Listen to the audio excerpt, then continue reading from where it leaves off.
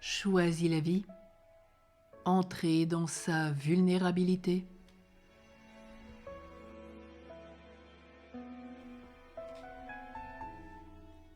Être sensible, perméable, capable de pleurer, de s'émerveiller, voilà la vulnérabilité dans sa beauté. Tu reconnais en toi l'enfant de Dieu lorsque tu as les larmes aux yeux devant la magnificence de la nature, la générosité, une rencontre inattendue. Ainsi, un homme, un jour pendant la projection d'un film auquel il n'accordait pas grand intérêt, fut bouleversé d'un coup, dans un décor de ville américaine, encombré, avec gratte-ciel, foule pressée, problèmes psychologiques divers. Le cinéaste avait inséré un court instant l'image lumineuse de Mère Teresa de Calcutta, penchée avec une infinie tendresse sur une fillette blessée et défigurée. Devant ce contraste saisissant, le spectateur ému sentit jaillir des larmes merveilleuses. Mère Teresa a choisi sa mission.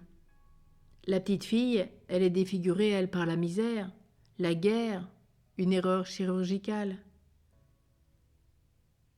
De la même façon, la Renaissance est souvent précédée d'un fait qu'on pourrait qualifier d'injuste. Heureusement, pas toujours aussi grave.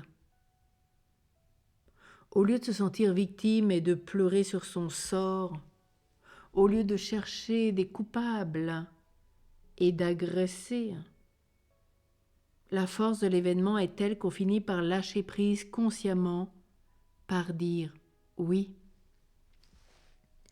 Ainsi, une infirmière, la plus ancienne d'un service, devait en prendre la responsabilité. À cause de malentendus, c'est une autre, beaucoup plus jeune, qui est nommée à sa place. Elle cherche à s'expliquer en vain, elle se révolte, elle ne dort plus la nuit. Elle veut quitter le service, puis comprend qu'elle a l'occasion de passer par la petite porte des agneaux. Elle retrouve alors la paix, une joie intérieure. Cette situation douloureuse va lui permettre de renaître vraiment en Dieu, ce qui ne l'empêchera pas de faire un autre choix professionnel quelques mois plus tard. Ainsi, un homme célibataire qui cède aussi aux avances d'une femme d'un autre pays et se rend compte un an plus tard qu'elle l'avait épousé uniquement pour avoir la nationalité française. Elle dit ne jamais l'avoir aimé et le quitte.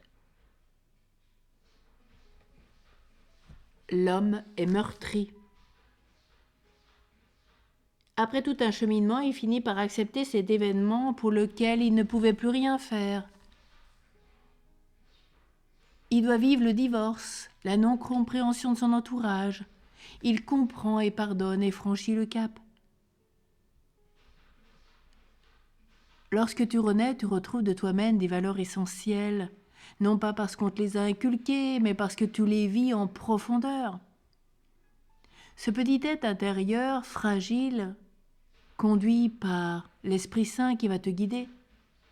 Tu grandis tout en restant enfant de Dieu, protégé par lui.